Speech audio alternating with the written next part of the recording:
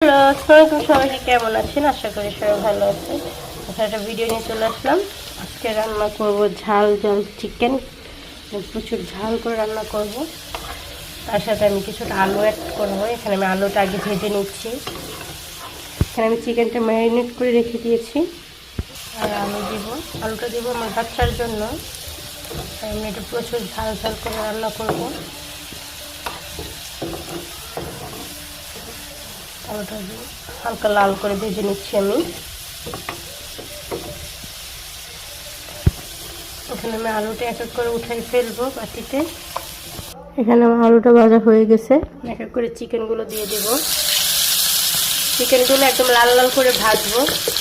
ঝাল ঝাল করে ভুনা করবো, তো তাই একটু লাল লাল করে ভেজে নিব। দেখেন এখানে মাংসগুলো দিয়ে নিচ্ছি। এটা একদম লাল লাল করে ভেজে নিব। আমি কিন্তু এই মাংসটা ডিম দিয়ে ম্যারিনেট করে রেখে দিয়েছিলাম আপনার 20-25 মিনিটের উপরে। ডিম দিয়ে ম্যারিনেট করলে আপনার ফার্মের যে মুরগিটা, এটার ঘ্রাণটা থাকবে না, বোঝা যাবে না যে এটা ফার্মের মাংস, ফার্মের মুরগির মাংস। আপনারা অবশ্যই ডিম দিয়ে ম্যারিনেট করে দেখবেন, কোনো গন্ধ লাগবে না। আর সাথে একটু গোলমরিচের গুঁড়ো দিয়ে ম্যারিনেট করলে তার কথাই নেই। ভালো করে ভেজে নিচ্ছি। একদম লাল লাল করে ভেজে নিয়েছি। এখানে আমি মাংসের তেলটাই দিয়ে দিচ্ছি। এখন দিয়ে দেবো বাটা মশলাগুলো।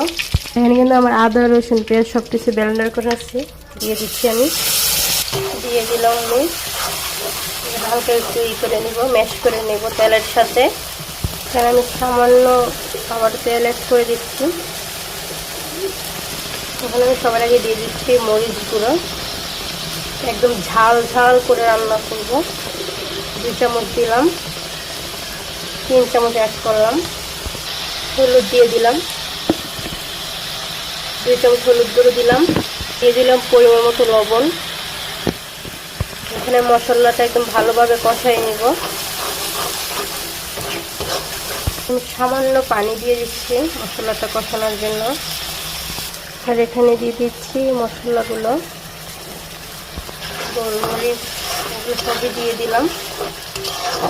এটা ভালোভাবে কষাই নিব মশলাটা।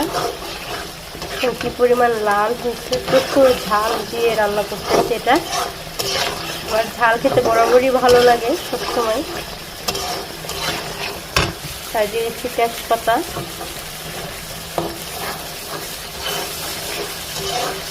কি পরিমাণ তেল বেরিয়ে আসতেছে মশলাটা থেকে, দেখেন কি পরিমাণ তেল বেরিয়ে হয়ে আসছে মশলাটা থেকে। আগে দিয়ে দিচ্ছে কাঁচা